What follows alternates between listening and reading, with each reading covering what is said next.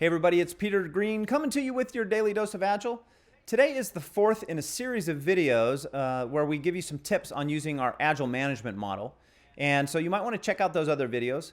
For today's video, you'll get much more out of this if you have a chance to download the PDF. It's a quick PDF download, and we've got some information about the Agile Management model itself that will make this video make a lot more sense to you. So with that said, tip number 4 on how to use this model. So you can use the Agile Management Canvas as a guide to an Agile adoption or transformation. The way I would use this is after explaining the basics of the model, like the 3 jobs, the 2 sides, I would share the canvas with a group that is interested in adopting an Agile approach. Maybe have them provide their subjective input into which elements on the canvas are the biggest impediments and which ones are the biggest catalysts to getting the benefits of an Agile approach. One way you could do this is to give everybody a single red sticker and a single blue one. Red for the thing that's the biggest impediment, blue for the things that is the biggest catalyst. You might be thinking, why red and blue instead of red and green? That's because 1 in 12 adult males happens to be red-green colorblind, so we tend to avoid red and green as the 2 colors we would use in this kind of a situation.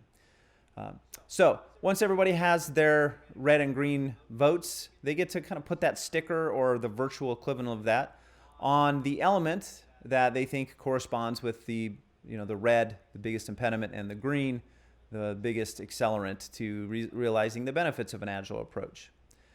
Then I would see where the clusters of red are and maybe pull that card out and talk about how we might improve that.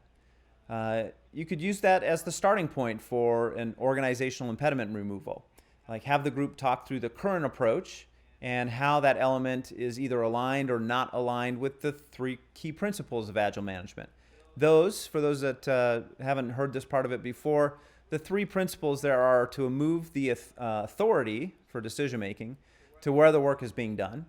The second principle is to be mindful of complex systems, how things aren't always predictable and they're interconnected and things emerge rather than us being able to analyze up front.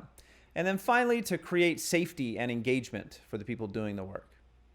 Once you've picked the element and discussed how the current situation is lining up and how that might warrant some change, then you might use something like an A3 problem-solving approach, which is a tool that comes from Toyota and Lean that allows us on a single, the equivalent of a US 11 by 17 piece of paper, to lay out what we think about a certain context, what the current situation is, what our hypothesis about how to make it better, how we might measure whether that was actually better or not. So it's aligned nicely with complexity thinking.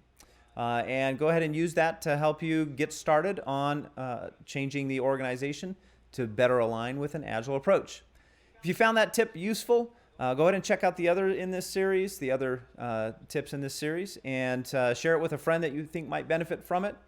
Hit the like button. Those likes help us on our channel, and subscribe to the channel. The more subscribers we have, the more we're able to bring you great content like this.